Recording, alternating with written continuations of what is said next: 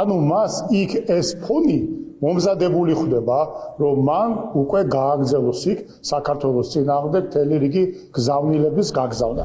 ქართული ოცნება ივანიშვილის დასაცავად შეთქმულების თეორიებს ავითარებს. თუ ხელისუფლებას დავუჯერებთ, საქართველოს რადიკალურმა ძალებმა მიუნხენის კონფერენციაზე გავლენის მოხდენა მოახერხეს და ზურაბიშვილს წინასწარ შეუქმნეს ნიადაგი ივანიშვილზე სასაუბროთ. ოცნებამ სხვაგვარად ვერ ახსნა, რატომ ჩაიწერა მათი ლიდერი კონფერენციის ანგარიშში პრორუსი ოლიგარქის სახელით. ამიტომ მიზეზებს ტრადიციულად ოპოზიციაში ეძებენ.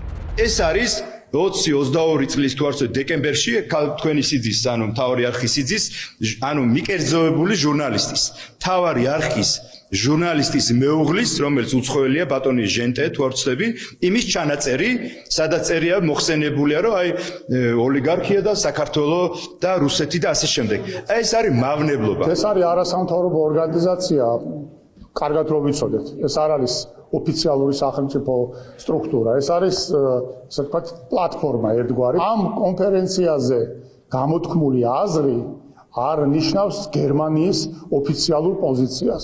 თუმცა ოცნებაში კარგად იციან, რომ ამ არგუმენტით მსოფლიო ლიდერების წინაშე საგარეო საქმეთა მინისტრი ვერ გამოვა.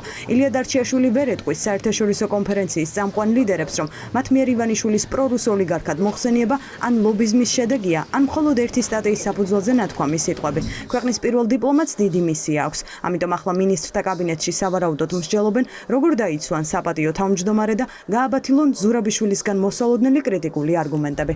დეზინფორმაცია, როგორც მოგეხსენებათ, არის არა მარტო საქართველოს პრობლემა, არამედ მთელი მსოფლიოს პრობლემა. ეს არის გლობალური გამოწვევა და ძალიან სამწუხაროა, რომ ასეთი მნიშვნელოვანი და რეპუტაციის მქონე ორგანიზაცია, როგორც არის მიუნხენის კონფერენცია, ვერ აცდა აი ამ რეპუტაციულ დაზიანებას და გაეხვია ამ დეზინფორმაციულ სკანდალში. ბატონი ილია დარჩიაშვილი აუცილებლად გამოიყენებს ამ შესაძლებლობას, რომ ყველას განუმარტოს ის რეალობა და ის ნაბიჯები, რასაც საქართველო დგავს თავისი ევროპული და ევროატლანტიკური კურსის შესაბამისად.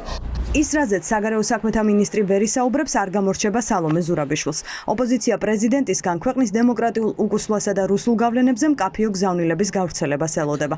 წინასწარ გამოქვეყნებული ანგარიში პოლიტიკოსებს აფიქრებინებთ, რომ ივანიშვილის პრორუსულ ოლიგარქიაზე საქართველოს წარმომადგენლებს პარტნიორები ჰკითხავენ და სავარაუდოდ ორი დელეგატის ორ განსხვავებულ პასუხსაც მიიღებენ. ველოდები პრეზიდენტისგან საუბარს, როგორც რუსეთის აგრესიასთან დაკავშირებით საქართველოზე იმ ანექსიურ პროცესებზე, რომელიც ოკუპირებულ რეგიონებში მიდის, ასევე იმ დემოკრატიის უკუსვლაზე, სახელმწიფოს მიტაცებაზე და მთელ იმ პროცესზე, რაც უკავშირდება კონკრეტულად ერთი ადამიანის, ბატონი ივანიშვილის, თუნდაც საპატიო თავმჯდომარის პოლიტიკურ კურსს. ნებისმიერი განცხადება, რომელიც იყო ღარიბაშვილის მაგალითად მსგავს პლატფორმებზე, დასრულდა ძალიან სერიოზული ეროვნული ინტერესების ზიანით საქართველოს. პრეზიდენტს აქვს სწორი პოზიცია ევროინტეგრაციასთან მიმართებაში, პრეზიდენტს აქვს სწორი პოზიცია უკრაინასთან მიმართებაში და პირველ რიგში, რაც არის მნიშვნელოვანი, სწორი შეფასება აქვს შიდა პოლიტიკური საკითხების. ამიტომ ვფიქრობ, რომ სწორედ პრეზიდენტი უნდა ესწრებოდეს მსგავს პლატფორმებს და მნიშვნელოვანია ის, რომ საქართველოს პრეზიდენტი ესწრება ამ ღონისძიებას და საქართველოს პრემიერი ბუნებრივია არის სურვებდა ამ პირობებში იქ წასვლას. პირველი, იმიტომ რომ მისთვის არასასიამოვნო ინფორმაცია ელოდება და გადაწყვეტილება, მეორე ზურაბიშვილთან მას მკაფიოდ უარყოფითი ურთიერთობა აქვს. ხელისუფლებას ზურაბიშვილის გერმანიაში გამგზავრება ისე აწუხებს, რომ აღარც მალავს. დღეს ისინი წინასწარვე ამბობდნენ, რომ გზავნილები ნეგატიური იქნება. ამიტომ შეთქმულების თეორიის გაგრძელებამაც არ დააყოვნა. ოცნება პრეზიდენტს ოპოზიციის პატრონად მიიჩნევს, თუმცა იქვე ამბობს, რომ არც პრეზიდენტია დამოუკიდებელი და მასაც პატრონი ჰყავს. რაზე უნდა ისაუბროს, გასაგებია ოპოზიციური ფლანგის გაძლიერებაზე. სხვა მეტი პასუხი აქ არ არსებობს. აი რასაც ჩათვლის იმ წუთას იმ კონკრეტულ შემთხვევაში. მისი პარტნიორები თუ არ ვიცი, პატრონები როგორც ამას ეძახიან, ხო?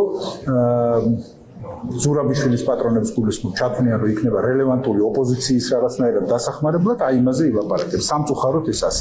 თავარი კი ისაა, რომ საერთაშორისო პარტნიორებისთვის უკვე ეჭვს აღარ იწვევს საქართველოში პრორუსული ოლიგარქიის არსებობა. ახლა საინტერესოა მოახერხებს თუ არა ქართული დელეგაცია ამ ეჭვების გაფანტვას. მინისტრი და პრეზიდენტი თბილისს სავარაუდოდ ხვალდატოვებენ.